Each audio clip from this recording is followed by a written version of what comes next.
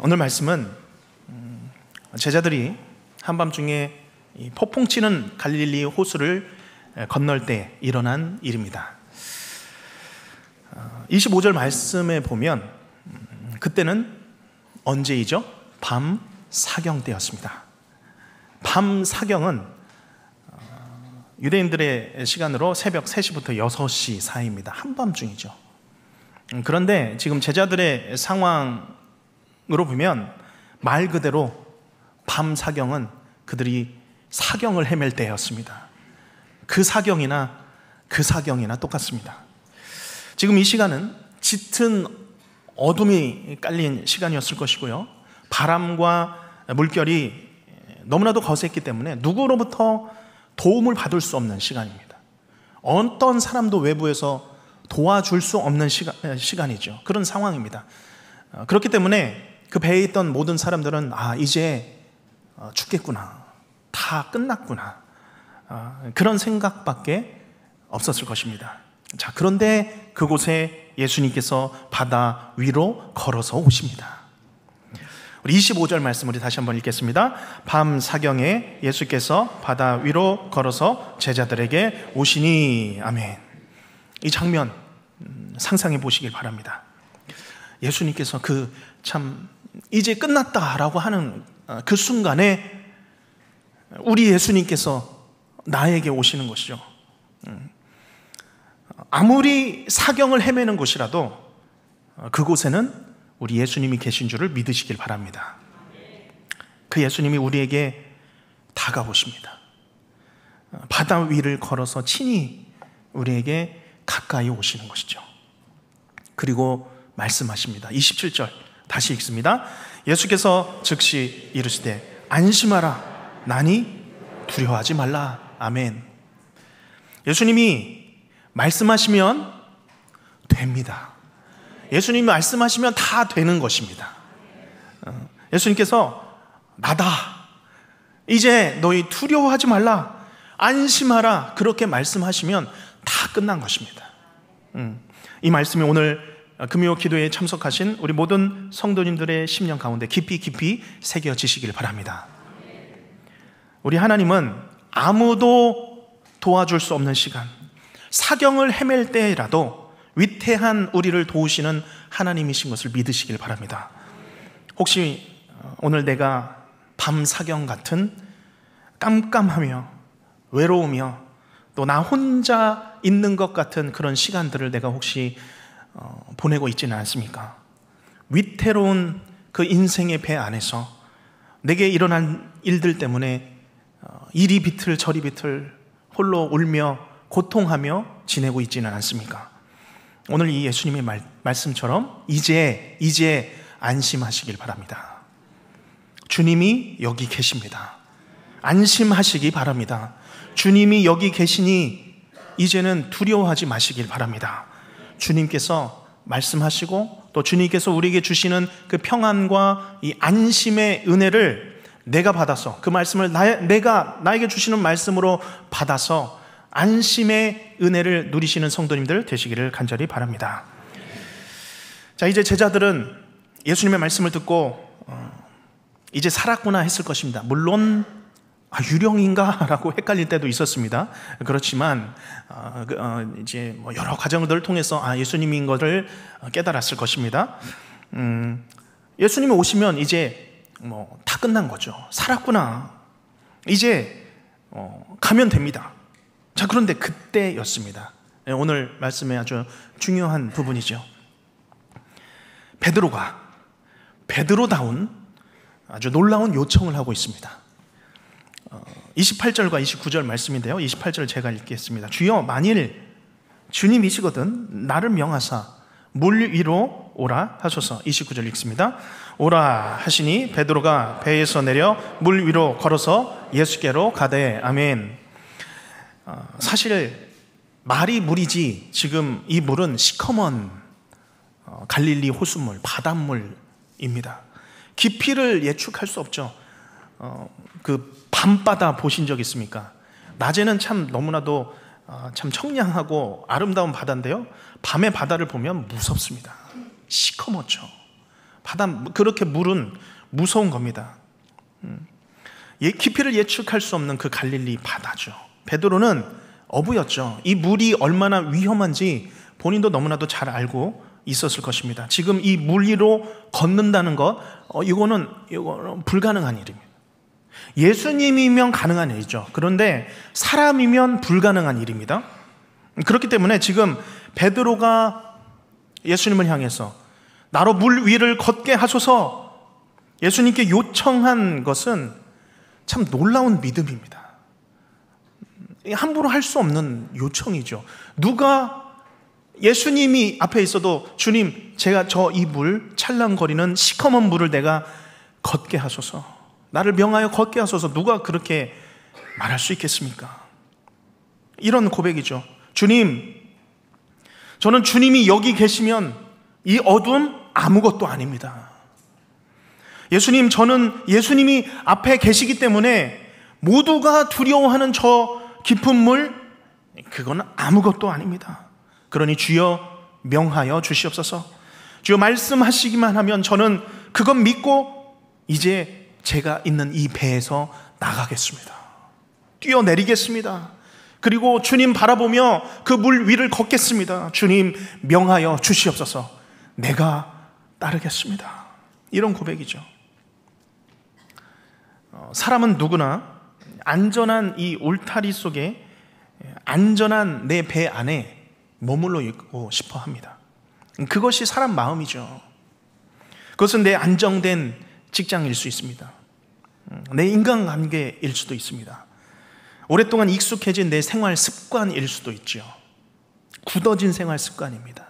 심지어 신앙생활에서도 이 정도면 충분하지, 이 정도면 다 됐어, 그런 안일한 마음일 수도 있습니다. 그런데 이런 내 삶의 배 안에 있으면, 안정된 배 안에 있으면 안전합니다. 익숙하게 느낍니다. 내 힘으로 통제할 수 있는 영역이죠. 어느 정도 계산이 가능한 자리입니다. 우리의 신앙생활에도 이 배 안에서의 신앙생활이 있습니다. 주일에 예배를 드리는 것까지는 괜찮습니다. 주님, 제가 여기까지는 괜찮습니다. 그렇지만 한 발짝 더 나아가는 것, 한 걸음 더 헌신하는 것 꺼려합니다. 어려워하죠. 누가 나에게 섬기는 자리, 봉사하는 자리, 그런 자리로 요청하거나 내 시간을 건드리면 불편해합니다. 그거는 아닙니다. 거기까지는 아니거든요. 그게 하나님의 부르심인 것을 어느 때는 내가 알기도 합니다. 느낍니다. 그렇지만 주님께도 내가 고백하는 거죠. 주님, 지금은 아닙니다. 지금은 제 배 안에 좀 머물러 있기를 원합니다. 제가 여기 머물러 있기 원합니다. 정중히 거절하는 것이죠. 그렇지만 하나님께서는 우리를 그저 이 안전한 울타리 안에, 안전한 이 배 안에 머물러만 있도록 우리를 가만히 놔두시지 않습니다. 하나님은 우리를 믿음의 바다로 부르시는 것이죠. 내가 포기하지 못하는, 내가 내 인생으로 우상으로 산당을 지어 살아가는 내 인생의 이 울타리, 우상과 같은 내 울타리를 벗어나서 믿음의 바다로 뛰어내리라. 오라, 내게로 오라 라고 주께서 부르십니다. 그리고 내가 그곳에 나아갔을 때에 이전에 맛보지 못했던 새로운 은혜들을, 새로운 사랑을, 새로운 능력을 내가 그곳에서 경험할 수 있는 것이죠. 그래서 우리 주님께서는, 하나님께서는 우리로 하여금 더 깊은 바다의 장소로 우리를 부르시는 겁니다.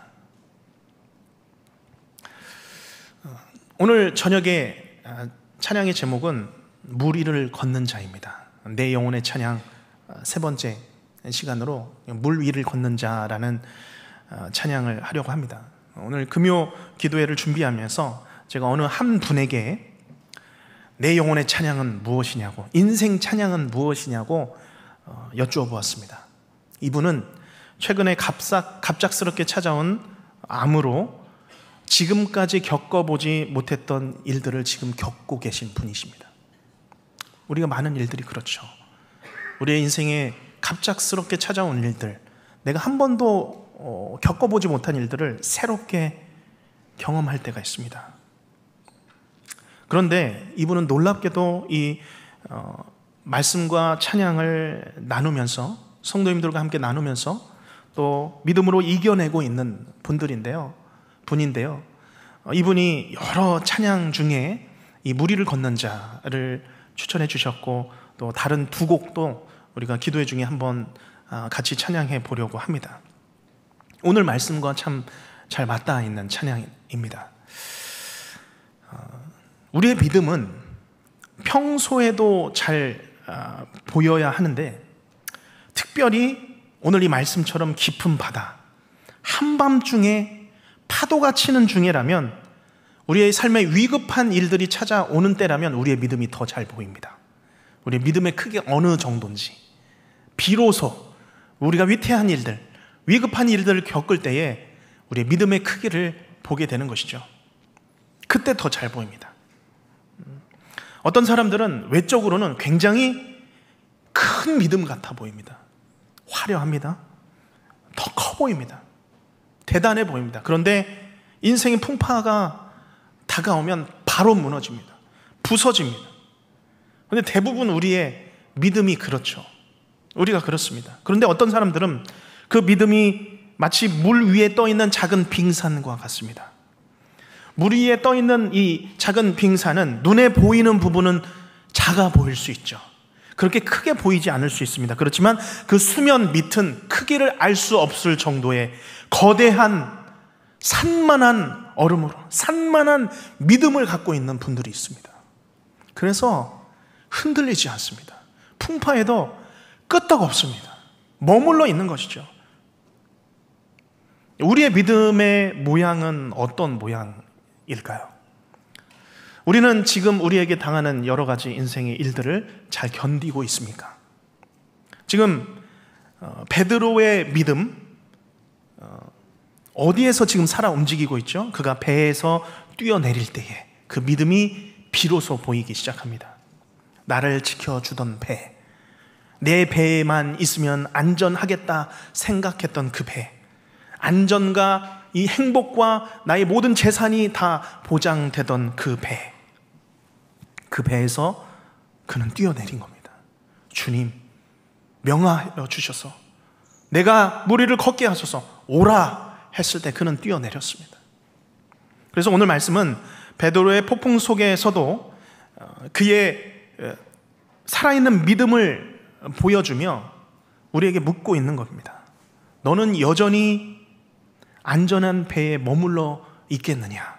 아니면 나를 향해 걸어오겠느냐? 이 질문을 하고 있는 겁니다.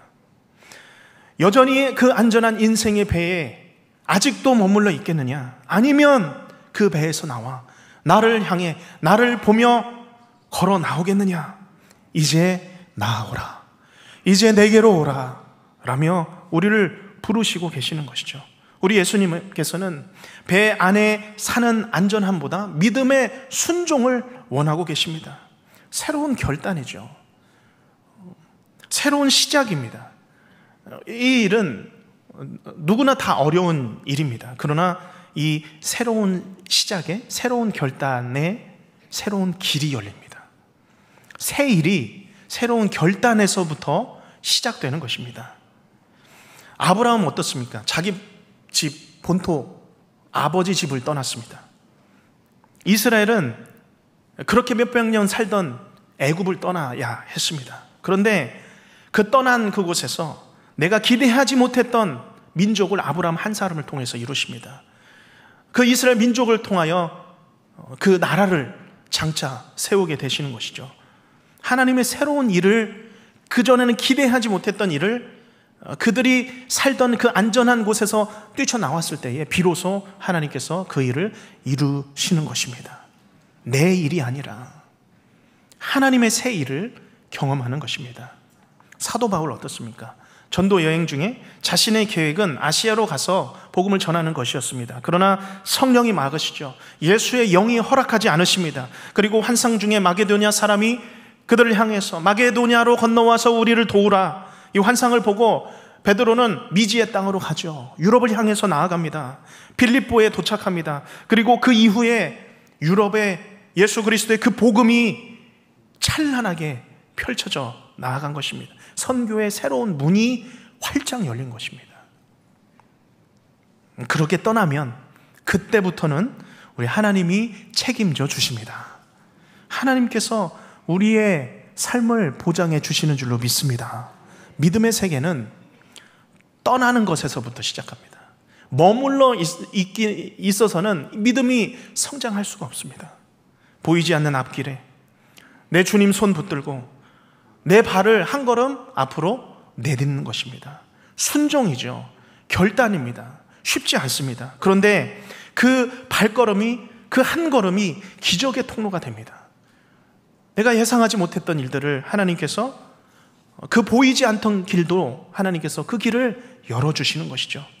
오늘 내가 안전하다고 여기는 내 울타리가 있습니다. 내 배가 있습니다. 내 터전이 있고 내 영역이 있습니다. 내 계산과 내 예측이 가능한, 내가 통제할 수 있는 영역입니다. 하나님께서는 지금 그 영역에서 벗어나서 하나님의 새로운 일들을 기대하며 앞으로 나아가라고 말씀하십니다.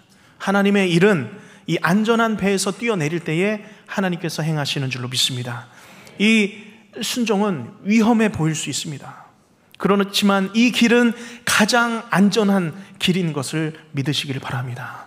오라 하시니 베드로가 배에서 내려 물 위로 걸어서 예수께로 가되, 물론 그 뒤에 베드로가 바람을 보고 무서워할 때에 빠져들어가기도 했습니다.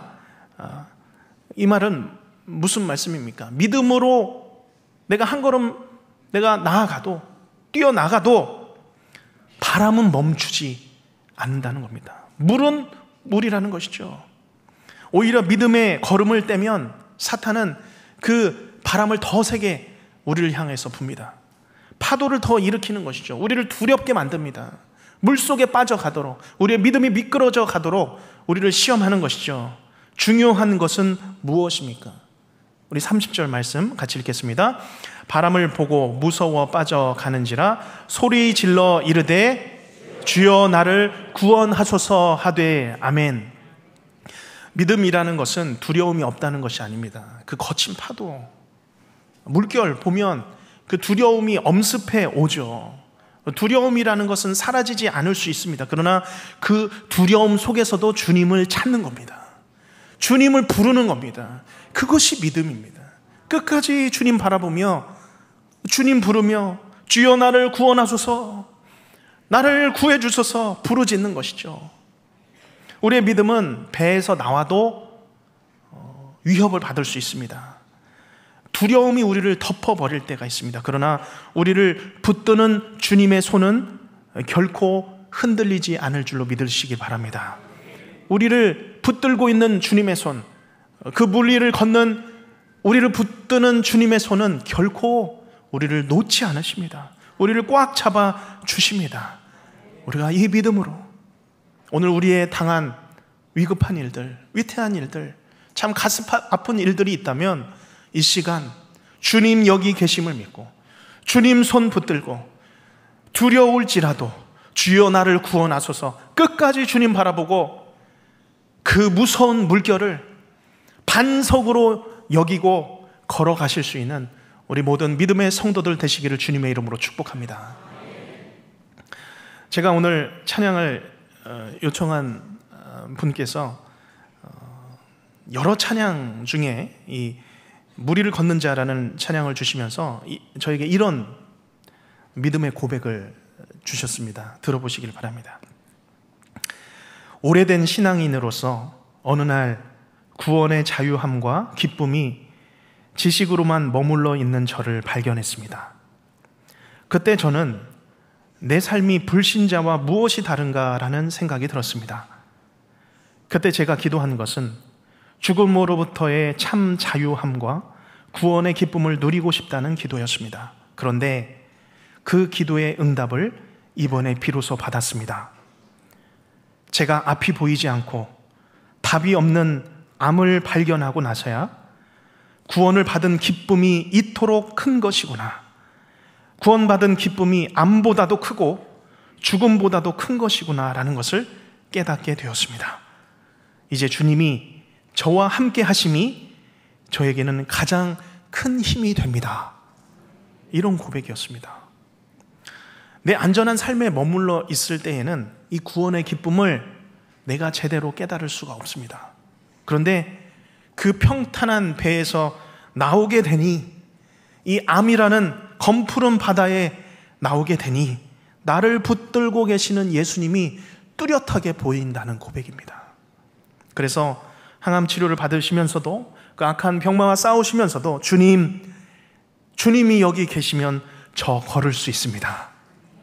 주님, 저 싸우겠습니다. 힘들어도 배에서 나와 주님 손 붙들고 이 바다를 걷겠습니다 라는 고백입니다. 우리 성도님들께 도전합니다. 여전히 안전한 배에 머무시겠습니까? 아니면 예수님을 향해서 주님 손 붙들고 걸어 나오시겠습니까?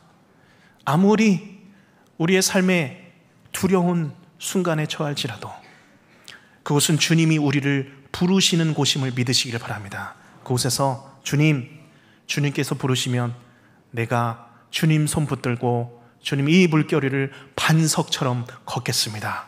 나에게 이 믿음 주시고 내가 이대로 살게 하여 주시옵소서.